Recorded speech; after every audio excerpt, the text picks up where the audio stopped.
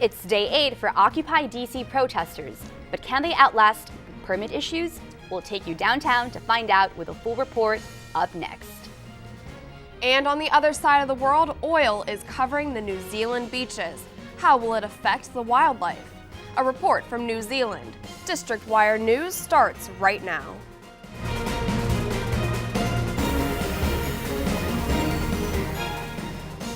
Good evening, I'm Ada Ortega. And I'm Rachel Demita.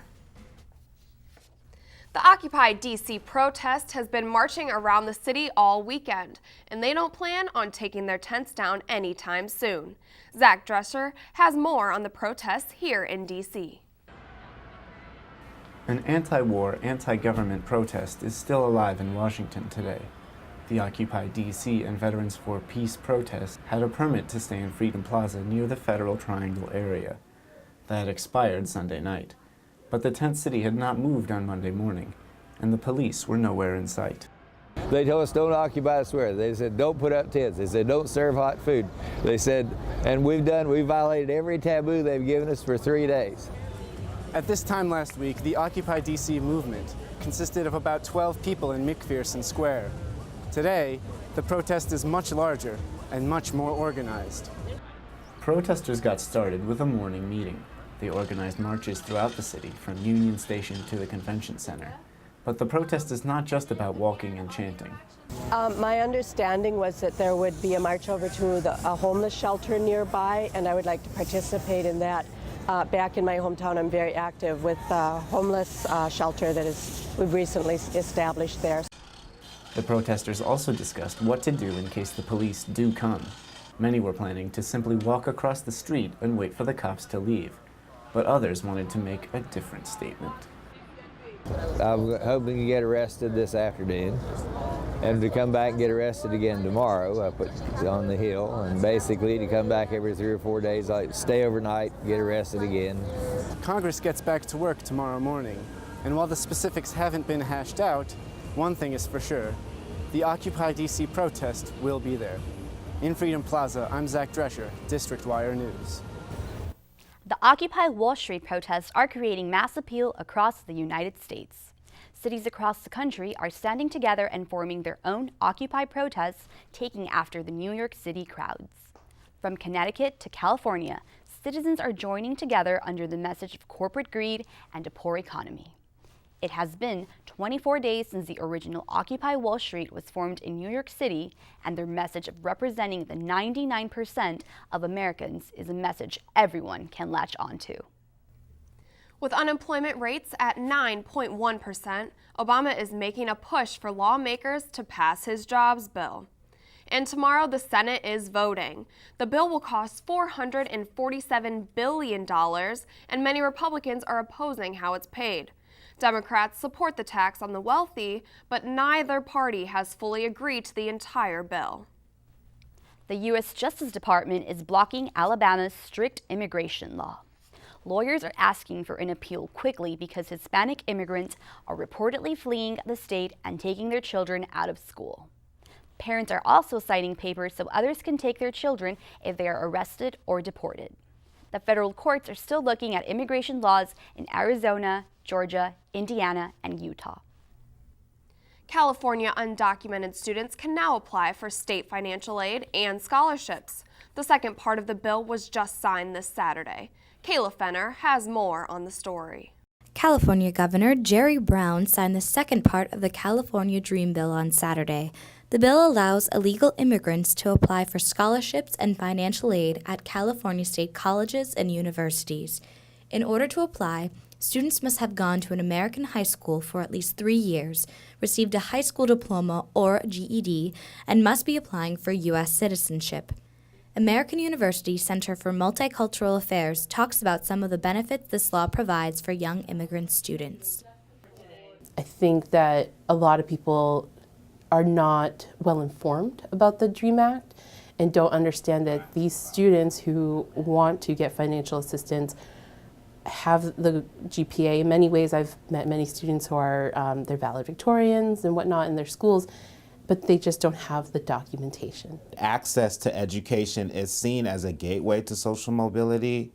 It makes In my mind, I think that the positive of this is that you are allowing everyone here equally to have access to education and to have access to establish a better life for themselves, which is ultimately what America was founded on. Part 1 of the California DREAM Act will begin January 1st, 2012. This will allow immigrant students to apply for private scholarships. Part 2 of the law will begin in 2013. It's a really good opportunity. It has a lot of well intent to provide people who are in the process of becoming citizens of our country, give them a better chance to contribute and give back. California hopes that this bill will give a positive example for the rest of the U.S. on how to deal with difficult immigration issues. From Washington, this is Kayla Fenner with District Wire News. The Egyptian Coptic Church is blasting Egyptian authorities for the deaths of 26 people. The Christian protesters were staging a peaceful demonstration in Cairo after an attack on their church. Spreading all over Tahrir Square, the clashes brought out a deployment of more than 1,000 security forces. Sunday's violence was the worst in Egypt since the uprising that ousted Hosni Mubarak in February. A man and woman were found dead on Saturday in a Bethesda apartment. Police say it appears to be a homicide and a suicide of Martin Shan O'Toole and Hong Trang Tracy Vu. Police arrived at the scene around 2 a.m. and found them dead in a bedroom. The circumstances of the deaths are under investigation. This weekend's metro station closures have some riders and business owners quite surprised.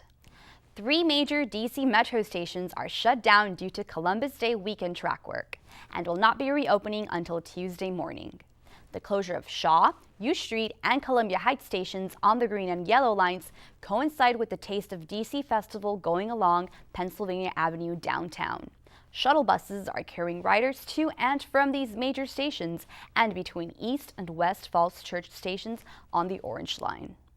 Metro officials urge users to continue to check on the Metro website for track delays and updates throughout the year. The Federal Transit Administration gave the Purple Line project approval to enter the preliminary engineering phase. With FTA approval, plans for the Purple Line, the 16-mile light rail, will connect Bethesda and New Carlton with 19 stops in between. Work will become more detailed and cost estimates will be drawn up on a schedule. Governor Martin O'Malley says that the Purple Line project will act as a job-creating investment that will also promote Maryland's economic growth. 7 people, including a 4-year-old, were rescued by the Coast Guard this Sunday. After treading water off the coast off the Florida Keys for about 20 hours, a commercial boat spotted the group of people clinging on the overturned boat and alerted the Coast Guard right away. An 80-year-old woman who was among the group is missing. The Coast Guard says she most likely drowned.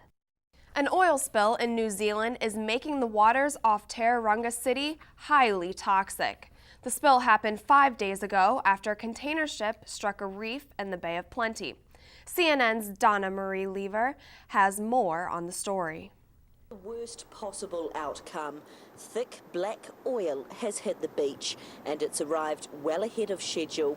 It's pretty scary really for us, and there's already a chap down there and he's picked up a couple of dead birds, and so we just don't want it to happen. This highly toxic mess is scattered down kilometres of the pristine coastline. The tourist hotspot littered with dead birds doused in oil, and it's the locals, not authorities, picking them up. Oh yeah, I think everyone's worried now. Well, look at the beach. It's a beautiful beach, and it's bucket from oil. They're going to have to hold someone responsible and hopefully clean it up. Locals are being warned not to touch this with their bare hands. It's thought to be highly toxic. You can see it's formed into a tar-like substance and it has a stench of oil. The water too is gleaming with waste, but whereas the Army of Help promised to clean it all up. Nobody's down here yet. I thought they'd be here already on it. Bevan Waller rang authorities. It's frustrating that nobody's here yet, and we knew it was coming. Yet, still hours later, no response. Just curious residents wanting a closer look. It's disgusting. There's all those oil sheens down there. It's kind of like, what are we going to do in summer? We're not going to be able to swim. Then a buggy full of teenage boys from the local surf club start to spread the word. We're just down here making sure people don't touch the oil and whatnot. But the lack of any official action is leaving locals furious, and they won't wait any longer. Well, the tide's coming in and it's only going to make everything worse. 5 hours after the oil was first reported, a public health warning was finally issued, and the public are now being told to stay away from the beach. Mexico's Pacific coast is tracking the strength of Hurricane Jova. The storm is building up to a major Category 3 hurricane and threatening the beach resorts of Barra de Navidad. Hotels in the hurricane's path are already taking precautions and getting ready for the hurricane to hit this Tuesday. Coming up after the break, good news for drivers. Gas prices are going down and they are falling fast. We'll tell you how much you will have to pay for a gallon in the district after the break. And DC City Council changes its mind about free food for DC senior citizens. We'll explain why. Stay with us.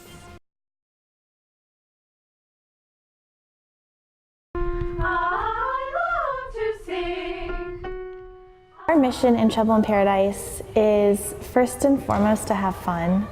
It's like a party every time we get on stage. It's kind of been like a ground for me. It's not anyone else's, it is our group. Our group is Trouble. I think we're a lot of fun. We definitely have fun on stage. We like working on stage. I think as important as, you know, sounding great is, I think you can tell that we really are enjoying our time up there. Honestly, I don't think I sing very beautifully. I have more of a performance voice, I would say. And to me, singing has always been fun. Singing to me is just a form of expression and freedom, and it kind of takes me away from the everyday hustle and bustle of college life.